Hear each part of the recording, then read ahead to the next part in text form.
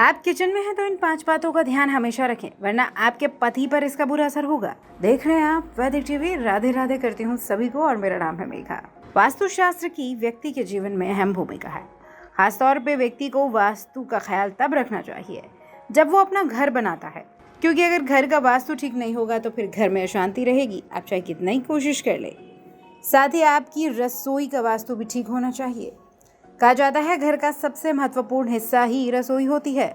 रसोई में महिलाओं को काम करते समय कुछ बातों का ख्याल भी करना पड़ता है, वरना उनके पति को आर्थिक तंगी का सामना करना पड़ेगा, और जब पति को आर्थिक तंगी होगी तो फिर पूरा घर परेशान रहेगा। कौन सी हैं वो बातें? पहला, खाना बनाते समय आप अच्छा भाव रखें।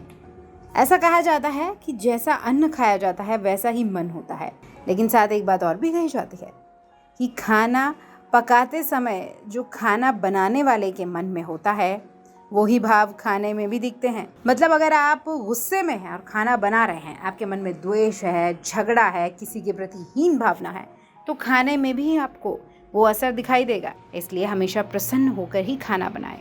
दूसरा, दक्षिण दिशा की ओर मुंह ना करें। कभी भी रसोई में दक्षिण दिशा की ओर मुंह करके खाना ना बनाएं। तभी कहा गया है कि जब आप घर बनाएं तो अपनी किचन को इस तरीके से बनवाएं वास्तु के अनुसार कि आपका मुंह वहाँ पे दक्षिण दिशा में ना हो। ऐसा करने से खाना बनाने वाले और खाना खाने वाले दोनों के जीवन में परेशानी आ सकती है, गरीबी आ सकती है। इसके अलावा अगर आप इस दिशा में खड़े होकर खाना बनाएंगे तो हमेशा सिर दर्द, जोड़ों में दर्द या फिर माइग्रेन की समस्या भी हो सकती है। तीसरा, ज्योतिष शास्त्र कहता है कि पश्चिम और दक्षिण दिशा के अलावा उत्तर दिशा भी एक ऐसी है जहां पर खड़े होकर आप खाना ना बनाएं, क्योंकि इससे नुकसान हो सकता है। ऐसा करने से घर में आर्थिक परेशानी आ सकती है। अब सवाल उठता है, फिर किस दिशा में खाना बनाएं? वास्तुशास्त्र के अनुसार अगर आप खाना बनाते समय आपका मुंह पूर्व दिशा की ओर है तो ये सबसे शुभ है। यानी पूर्व वो दिशा होती है जहाँ से सूरज उगता है। ऐसा माना जाता है इस दिशा में सूर्य की रोशनी सबसे पहले और सबसे तेजी से फैलती है, इसीलिए ये दिशा सकारात्मक ऊर्जा से भरी है।